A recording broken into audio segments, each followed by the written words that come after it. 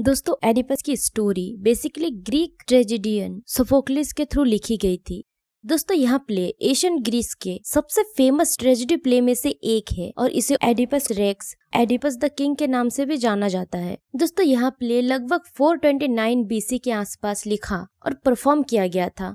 इसे उस टाइम के एथेंस में होने वाले डायनोसिया नाम के रिलीजियस एंड कल्चरल फेस्टिवल्स के चलते प्रेजेंट किया गया था, जहां ट्रेजेडी प्ले की कंपटीशन होती थी। दोस्तों सोफोक्लिस ने एडिपस रेक्स के अलावा एडिपस के लाइफ से जुड़ी दो और भी ट्रेजेडीज लिखी। पहला एडिपस एट कोलोनस और एंटिगनी। यह तीनों प्ले मिलकर एडिपस की स्टोरी को पूरा करते हैं, लेकिन उन्हें ट्रायलॉजी के रूप में नहीं लिखा गया था। इस प्ले की स्टोरी और इसके थीम्स आज भी वर्ल्ड लिटरेचर में मेजर मानी जाती है और इसे डिफरेंट लैंग्वेजेस और फॉर्म्स में ट्रांसलेट और परफॉर्म किया गया है।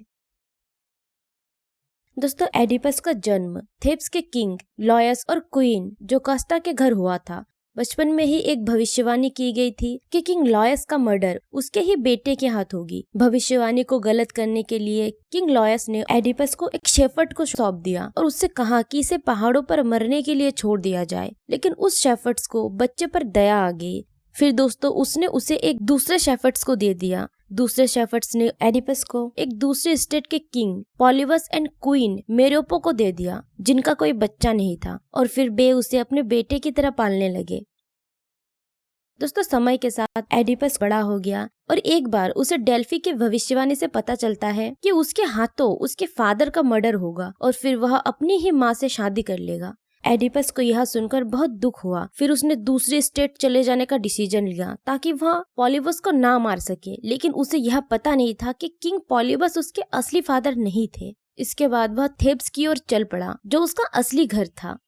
दोस्तों फिर उसे रास्ते में एक बूढ़ा व्यक्ति मिलता है जो उससे झगड़ा करने लगता है। दोनों की लड़ाई होती है और फिर बूढ़ा व्यक्ति को एडिपस मार डालता है। इसके बाद एडिपस आखिरकार थेब्स पहुंच जाता है। वहां उसे पता चलता है कि किसी ने किंग लॉयस का मर्डर कर दिया था और अब राज्य पर फिनिक्स नाम के एक बीस्ट ने कब्जा कर लिया था। एडिपस बीस्ट के सामने जाता है। फिनिक्स का चेहरा इंसानों का और धड़ शेर का था और उसके दो पंख भी थे। वह एडिपस से कहता है कि मेरी पहेली का जवाब दो। अगर जवाब नहीं दिया तो वह उसे खा जाएगा और अगर जवाब दे दिया तो वह पहाड़ से कूदकर अपनी जान दे देगा। दोस्तों अब तक फिनिक्स की पहेली का कोई भी व्यक्ति जवाब नहीं दे पाया था और वह सबको खा चुका था। एडिपस ने उसे पहेली पूछने के लिए कहा। दोस्तों फिर फिनिक्स ने पूछा, दो बहनें हैं, पहले वाली ने दूसरी को जन्म दिया और दूसरी वाली ने पहली को जन्म दिया, उनके नाम बताओ। एडिपस ने जवाब दिया, रात और दिन। दोस्तों यह सही जवाब था। इसे सुनकर फिनिक्स एडिपस को थेब्स का राजा घोषित कर देता है और खुद पहाड़ से कूदकर जान दे देता है। दोस्तों कुछ कथाओं के अकॉर्डिंग एडिपस फिनिक्स को लड़ाई में मार देता है। फिर दोस्तों राजा बनने के बाद एडिपस सोचता है कि उसे थेब्स की रानी जोकास्टा से शादी कर लेनी चाहिए ताकि वह भविष्यवाणी के अनुसार अपनी माँ से शादी ना कर पाए। फिर दोस्तों वह जोकास्टा से शादी कर लेता है, लेकिन यह भाग्य की विडंबना थी कि जोकास्टा ही उसकी असली माँ थी और उन दोनों को ही अपने माँ बेटे के इस रिलेशन के बारे में पता नहीं था।